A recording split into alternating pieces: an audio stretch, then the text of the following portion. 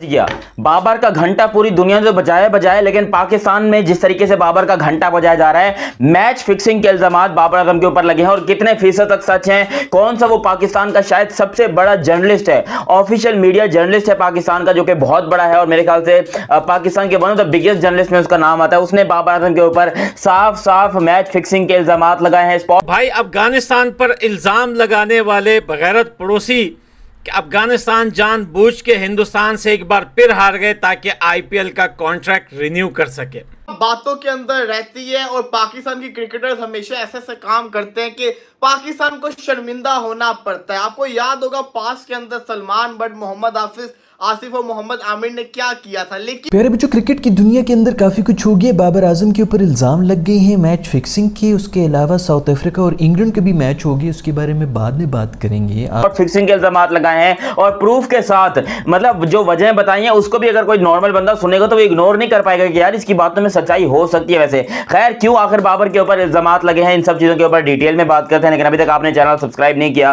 तो सब्सक्राइब कीजिए और बेल आइकन दबाइए। देखिए हमारे बाबर आजम साहब, यार देखो, जब आप वो क्या कहते हैं भेक का कटोरा लेके पूरी दुनिया के सामने जाते हो हैं और कहते हो हमें 2 पॉइंट दे दो, हमें 1 मैच जिता दो, हमें ये मैच कर दो, वो मैच कर दो, और पूरी दुनिया आपको लात मार के बाहर निकालती है, तो फिर आपके अपने भी आपको घर से बाहर निकालते हैं। और आज वो पकड़े गए हैं बाबर आजम और साथ में 2 या 3 प्लेयर्स और हैं जो पकड़े गए हैं T20 वर्ल्ड कप में मैच फिक्सिंग करने पर। दोस्तों, ये बात पाकिस्तान के अंदर काफ़ी ज़्यादा फैल चुकी है कि बाबर आजम ने मैच फिक्स किए हुए थे 2024 वर्ल्ड कप के अंदर। अब ये किसके साथ फिक्स किए हैं दोस्तों, वो भी डिटेल से बताता हूँ। यूएसए के साथ इनका मैच फिक्स था दोस्तों, जिसमें सबसे बड़ा हाथ और सबसे बड़ा रोल जो था शलवार शरीफ का और बाबर आजम का। शलवार शरीफ पाकिस्तान के एक्स प्राइम मिनिस्टर ने बाबर आजम के साथ मिलकर यूएसए के साथ ये मैच फिक्स करवाया और वो मैच दोस्तों ये लोग जानबूझकर हार गए। और देखिए, बाबर आजम जो है मैच खत्म होने के बाद उसने कहा था मैं कुछ दिन जो है अमेरिका में रहना चाहता हूं ताकि वो जो मैच फिक्सिंग के पैसे वैसे हैं वो बाबर आजम अपनी जगह तक पहुंचाए।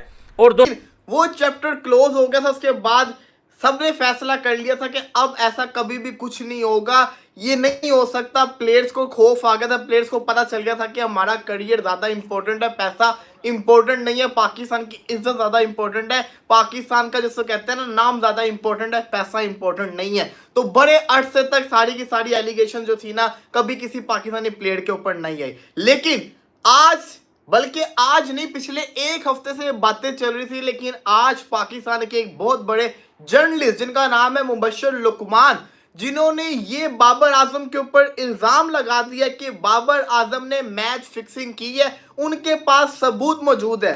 जब बात बाबर आजम की आती है तो पूरे पाकिस्तान का दिल टूटता है, क्योंकि बाबर आजम पाकिस्तान की जान है। बाबर आजम पूरे पाकिस्तान का सबसे बड़ा खिलाड़ी और बाबर आजम की फैन फॉलोइंग बड़ी ज्यादा है। मैंने अभी तक इस चीज के ऊपर यकीन नहीं किया, ना मैं करूंगा, क्योंकि मैं बाबर को जिसको कहते हैं ना पर्सनली जानता हूं, बाबर ऐसा नहीं कर सकता। लेकिन जो इल्जाम बाबर पे लगे वो बड़ा खतरनाक किस्म का इल्जाम लग गया और जो उन्होंने बातें की है ना, उन बातों की कोई ना कोई तो जिसको कहते हैं ना सर पैर है।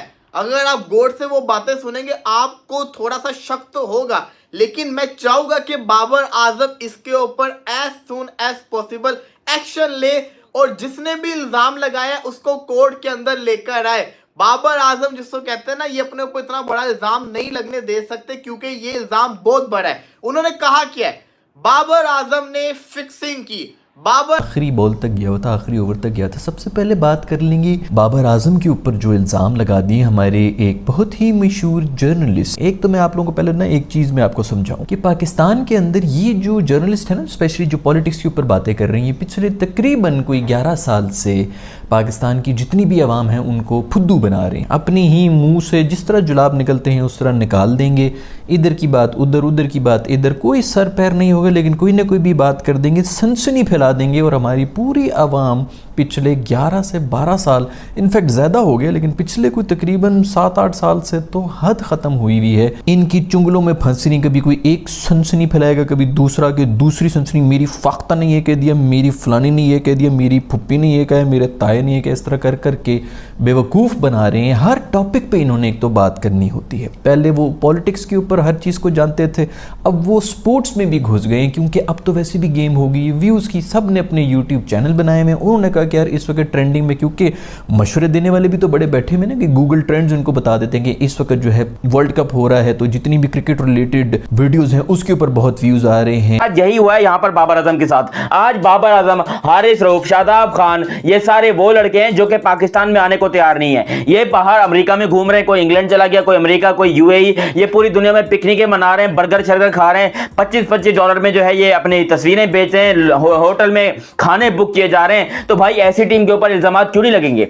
और मैं टीम की बात तो खैर बाद में करूंगा, लेकिन मुबश्शिर लुकमान, ये ARY के एक बहुत बड़े जर्नलिस्ट थे और अभी जो है मेरे ख्याल से पता नहीं कौन से चैनल पर बैठते हैं, आई डोंट नो, मगर पाकिस्तान के one of the biggest journalist में से इनका नाम आता है। इन्होंने इल्जाम लगाया है बाबर आजम के ऊपर कि भाई बाबर आजम ने स्पेशली मैच फिक्सिंग की है। बाबर आजम ने मैच फिक्सिंग की है क्योंकि कुछ दिनों पहले की ये बात है, बाबर आजम के भाई ने उन्हें Audi e-tron GT गिफ्ट की, जिसकी कीमत पाकिस्तान में अप्रोक्सीमेटली 9 करोड़ रुपए है।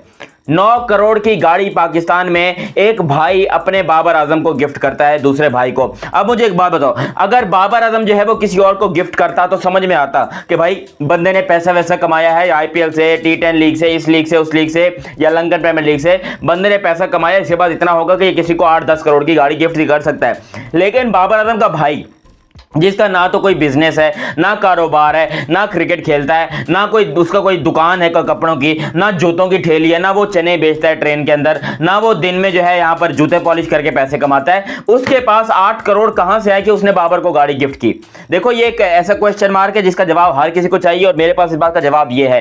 देखो बाबर एक काम कर सकता है कि उसने शायद फैमिली को पैसे दिए हो तो एक अलग चीज है, मगर लाहौरियों को मैं जानता, लाहौरी अपने बाप के सगे, मतलब क्या मतलब यहाँ पर बातें निकल रही हैं यार, लाहौरी जो होते हैं वो किसी को पैसा नहीं देते। लेकिन जो बाबर के भाई ने और बाबर की फैमिली ने मिलकर जो बाबर आजम को Audi e-tron गिफ्ट की, Audi e-tron GT, जो कि मुझे नहीं पता कि इंडिया में उसकी क्या कीमत है, मगर पाकिस्तान में 8 करोड़ रुपए की तकरीबन वो गाड़ी है। अगर आप उसको सबसे लोअर वेरिएंट भी देखते हो तो वो गाड़ी जब बाबर आजम को गिफ्ट की जाती है, जो कि आज से 1 साल पहले हुई थी, मेरे ख्याल से व्हाइट रंग की Audi e-tron GT थी। बाबर आजम जो है वो बड़े नजर आ रहे थे, खुश नजर आ रहे थे, बड़े। उस टाइम पर कोई बात नहीं हुई क्योंकि उस टाइम पर बाबर की फॉर्म लगी हुई थी, बाबर अच्छे रन भी स्कोर कर रहा था, बाबर की फॉर्म भी लगी हुई थी, सब कुछ था। अच्छा, फिर अब मुबश्शिर लुकमान साहब कहते हैं कि ये Audi इसको गिफ्ट हुई है आयरलैंड, नेदरलैंड, हालांकि नेदरलैंड से पाकिस्तान नहीं हारा, लेकिन नेदरलैंड का भी नाम लिया घटिया जर्नलिस्ट ने। नेदरलैंड, अफगानिस्तान, USA, ये इन टीमों से हारने के लिए आपको दी जाती है। और ये दोस्तों और भी बहुत सारे जो है इनकी जो है वो एंकर्स, इनके जर्नलिस्ट खुद टीवी चैनल्स पर बैठकर इन चीजों पे बात कर रहे हैं। और अब बाबर आजम ने कहा है कि जिस जर्नलिस्ट ने हमारे ऊपर यह इल्जाम लगाया है, हम उनके ऊपर कानूनी कार्रवाई करेंगे। इस डर से बाबर आजम ने यह कहा है ताकि बाबर आजम के ऊपर कार्रवाई ना हो। देखें दोस्तों, पाकिस्तान क्रिकेट बोर्ड भी इसमें उनका पूरा हाथ हो सकता है। IMF से कर्जा नहीं मिल रहा, IMF से पैसे नहीं मिल रहे हैं। यह कैसे हो सकता है कि पाकिस्तान USA को आगे का रास्ता दिखाता है सुपर 8 में निकलने के लिए? दुनिया भी सारी शौक है, लेकिन अब यह बात सामने आ चुकी है कि बाबर आजम और साथ में 2-3 प्लेयर्स का नाम और लिया गया है। पहले तो शाहीन शाह अफरीदी को भी इन्होंने मेंशन किया है, लेकिन शाहीन शाह अफरीदी ऐसा काम नहीं कर सकता। और मेरे ख्याल से जहां तक मैच फिक्सिंग की बात है, इसमें खुद पाकिस्तान के क्रिकेट बोर्ड के चेयरमैन हैं, इसमें बाबर आजम है, इसमें शादाब खान है, इसमें वो मोटा सांड आजम खान का हाथ है, और साथ में इनके दोस्तों शलवार शरीफ, जो इनका एक्स PM है, वो शलवार शरीफ जो है मेन रोल उसने अदा किया है इस मैच फिक्सिंग में। और सबसे बड़ा फिक्सर जिसने ये मैच फिक्स करवाया था वो शलवार शरीफ है। लेकिन अब लोग बोल रहे हैं कि इसमें कहीं ना कहीं शाहिद अफरीदी का भी हाथ हो सकता है। क्योंकि शाहिद अफरीदी को भी लेकर काफ़ी ज़्यादा सोशल मीडिया के अंदर खुद पाकिस्तानी बहुत बातें कर रहे हैं और पाकिस्तानी ही ये शेयर कर रहे हैं, शाहिद अफरीदी की पुरानी वीडियोस क्रिकेट क्लिप्स लेकर शेयर कर रहे हैं कि दुनिया में सबसे ज़्यादा अंडा खाने वाला, अंडे पे आउट होने वाला दुनिया का नंबर 1 जो है वो पुस्की प्लेयर जो है वो शाहिद अफरीदी है। Azam USA, India, Zimbabwe, Ireland इन सब टीमों से जानबूझ के हारा। बाबर आजम ने ऐसा क्या किया? वो कहते हैं बाबर आजम के पास 8 करोड़ की गाड़ी आई तो आई कैसे? बाबर आजम से पूछा गया, बाबर आजम ने कहा ये गाड़ी मेरे भाइयों ने मुझे दी। ओके जी, बात खत्म होगी। उन्होंने कहा बात ठीक है। उन्होंने कहा कि फिर मैंने स्टडी किया इनके भाइयों को, इनके जो भाई हैं ये जिंदगी गुजारने के लिए करते क्या है? तो उन्होंने देखा, जब मैंने पता करवाया तो मुझे पता चला कि इनके भाई तो ऐसा कुछ करते ही नहीं है। एक भाई का यूट्यूब चैनल है, एक भाई जिसको कहते हैं ना अभी छोटा है, एक जो यूट्यूब चैनल से कमा रहा है वो इतना नहीं कमा रहा क्योंकि वो जिसको कहते हैं व्लॉग्स इतने व्यूज वगैरह नहीं आते होते। तो फिर उन्होंने कहा कि ये गाड़ी इनके भाई कैसे इनको गिफ्ट कर सकते हैं? ये तो बहुत बड़ा सवाल आ गया। साथ गाड़ी की बात नहीं की, साथ ये भी कहा गया कि खाली कार नहीं, दुबई और ऑस्ट्रेलिया के अंदर प्रॉपर्टी भी ली है बाबर आजम ने। बाबर आजम के ऊपर खाली गाड़ी का इल्जाम नहीं लगा, दुबई और ऑस्ट्रेलिया में प्रॉपर्टी का भी इल्जाम लगा और ये बुनियाद बनाया गया कि सब कुछ बाबर आजम ने फिक्सिंग करवा के की है। बाबर आजम जानबूझ के यूएसए से मैच हारे, बाबर आजम जानबूझ के इंडिया से मैच हारे, ये सब कुछ ये कहानी आई है। अब देखिए इस पे मेरा पॉइंट ऑफ व्यू क्या है। यही नहीं, मैं अपना पॉइंट ऑफ व्यू इसके ऊपर बताऊंगा, लेकिन सबसे पहले मैं पूरी कहानी सुनाऊं। खाली बाबर नहीं, उन्होंने कहा कि पास के अंदर शाहिद अफरीदी, मुश्ताक अहमद, ऊपर से इंडियंस तो सर्च ही चूंकि यही करते हैं, स्पेशली जब पाकिस्तान हारा हुआ हो तो इंडिया की मार्केट को कैप्चर करने के लिए सर इस पे जो है ना कुछ बोल दें, तो सर ने इसके ऊपर बोलना, और जब इन्होंने बोलना है तो जैसे पेट ख़राब हो तो जो निकलता है उसी तरह इनके तो दिमाग ख़राब है तो मुंह से जुलाब ही सिर्फ निकलता है, तो वो उन्होंने निकालने हैं। और इनकी वजह से ना जितने भी सेलिब्रिटीज़ हम जैसे जो एक्टर्स हैं ना उनके पास भी लोग आके बोल रहे होते हैं, कोई मसला होता है दुनिया के अंदर, तू क्यों खामोश है, तुम उसके ऊपर क्यों नहीं बोल रहे? क्योंकि ये जर्नलिस्ट दुनिया के हर टॉपिक के ऊपर बात करते हैं और अपने आप को एक्सपर्ट भी समझते हैं। ये और बात है कि चलो इनके जो शोज़ होते हैं उनके पीछे एक टीम बैठी होती है जो रिसर्च करके इनको बताती है और फिर इसके ऊपर बात करते हैं, बल्कि गेस्ट को बुलाते हैं जो कि एक्सपर्ट्स होते हैं, उनसे बात करते हैं। लेकिन हमारी आवाम को इन सब चीज़ों के बारे में समझ थोड़ी आता है। आप तो कैरेक्टर को ही कर रहे हो नेगेटिव, तो वो आपको गालियां देना शुरू हो जाते हैं कि तुम बहुत गंदे आदमी हो।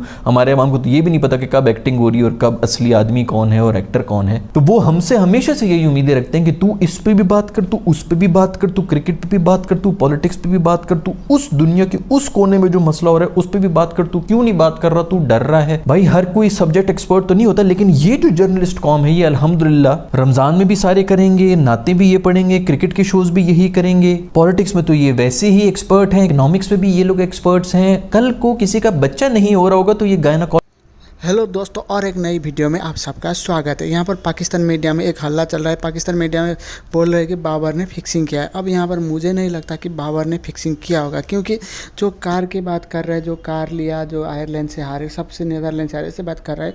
जो एक खिलाड़ी के लिए, एक क्रिकेट खिलाड़ी के लिए कार लेना कोई भी बड़ी बात नहीं, क्योंकि वो भी एक बहुत ही बढ़िया टीम है और उसके पास भी पैसा तो आते होंगे, इसलिए एक कार लेना कोई भी बड़ी बात नहीं। इसलिए मुझे नहीं लगता कि बाबर आजम ने कोई फिक्सिंग किया होगा।